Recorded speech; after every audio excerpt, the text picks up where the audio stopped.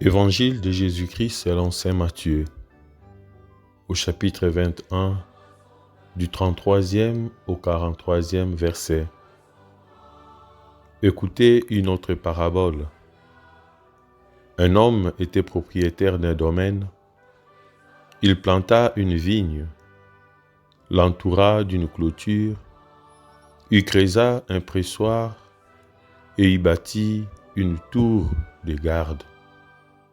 Puis la donna en fermage à des vignerons et partit en voyage. Quand arriva le moment de la vendange, il envoya ses serviteurs auprès des vignerons pour se faire remettre le produit de la vigne. Mais les vignerons se saisirent des serviteurs, frappèrent l'un, tuèrent l'autre, lapidèrent le troisième.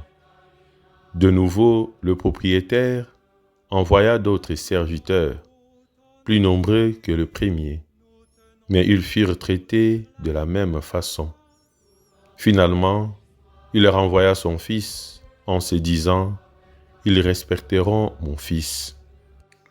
Mais voyant le fils, les vignerons se dirent entre eux « Voici l'héritier, allons-y, tuons-le, nous aurons l'héritage ».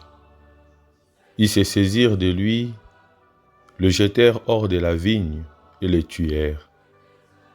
Eh bien, quand le maître de la vigne viendra, que fera-t-il à ces vignerons? On lui répond, ces misérables, il les fera périr misérablement. Il donnera la vigne en fermage à d'autres vignerons qui en remettront le produit en temps voulu. Jésus leur dit, n'avez-vous jamais lu dans les Écritures, la pierre qu'ont rejetée les bâtisseurs est devenue la pierre angulaire. C'est là l'œuvre du Seigneur, une merveille sous nos yeux. Aussi, je vous l'ai dit, le royaume de Dieu vous sera enlevé pour être donné à un peuple qui lui fera produire son fruit. Acclamons la parole de Dieu.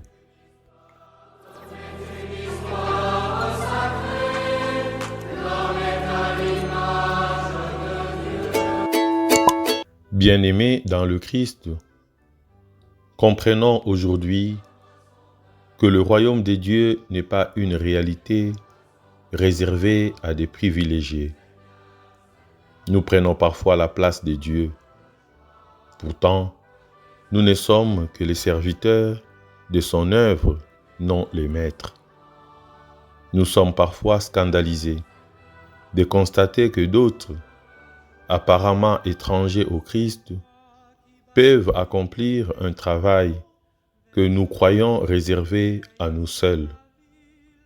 La liturgie de la parole de ce dimanche nous fait comprendre que Jésus refuse de laisser accaparer le royaume par quelques privilégiés se considérant comme intouchables. Au 8e siècle avant Jésus-Christ, Isaïe réagit contre l'immoralité régnante. Dans le mépris de la loi, il voit la source de la dégradation d'un peuple courant à sa perte. En effet, nous qui devions être les témoins de la révélation dans le monde, nous nous verrons arracher ce privilège à cause de l'improductivité. Rappelez-vous que le dimanche passé, nous avons souligné la religion chrétienne comme une religion basée sur le résultat. Par manque de bons résultats, nous serons rejetés et non entretenus par le Seigneur. Nous ne pouvons pas nous dire croyants et rester inactifs. Il ne s'agit pas de faire semblant, mais faudra de façon sincère donner un bon résultat pour le royaume des dieux. Dans la première lecture, le prophète écrit « Mon ami avait une vigne. Il en attendait de beaux raisins, mais elle en donna de mauvais. Il dit Eh bien, je vais vous apprendre ce que je vais faire de ma vigne. Enlever sa clôture pour qu'elle soit dévorée par les animaux. Isaïe chapitre 5, du 1er au 7e verset. Nous sommes la vigne du Seigneur. Il attend de nous le droit et voilà, nous lui présentons l'iniquité. Il attend de nous la justice et voici le cri de détresse. Il attend de nous l'amour et voici la haine. Il attend de nous la politesse et voici l'impolitesse. Il attend de nous le pardon et voici la haine. Il attend de nous l'excellence et voici la médiocrité.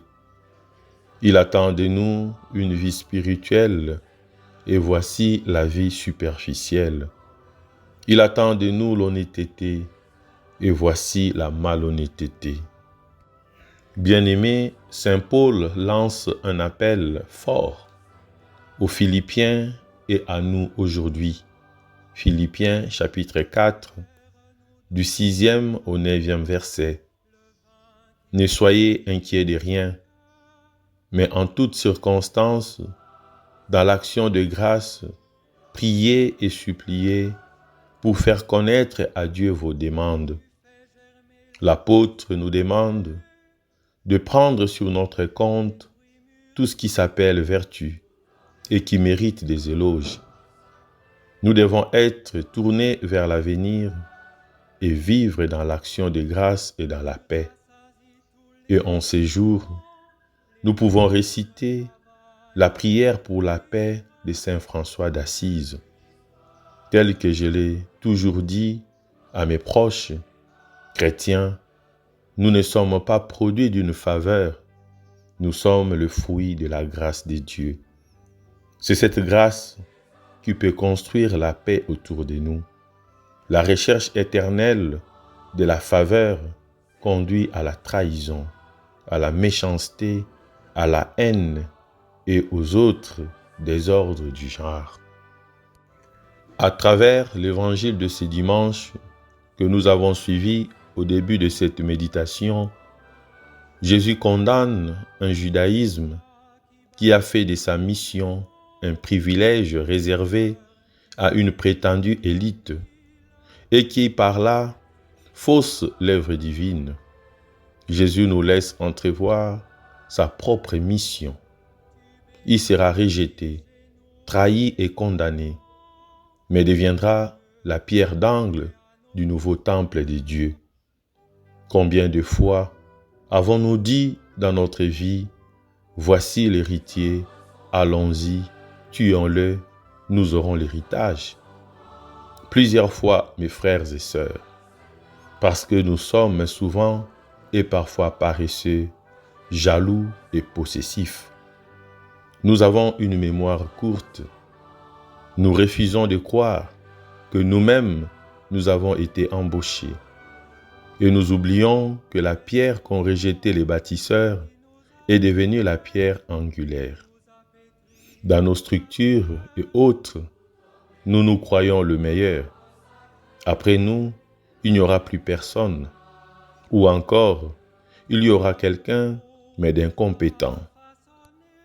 Ainsi donc, le royaume de Dieu nous sera enlevé pour être donné à un peuple qui lui fera produire son fruit.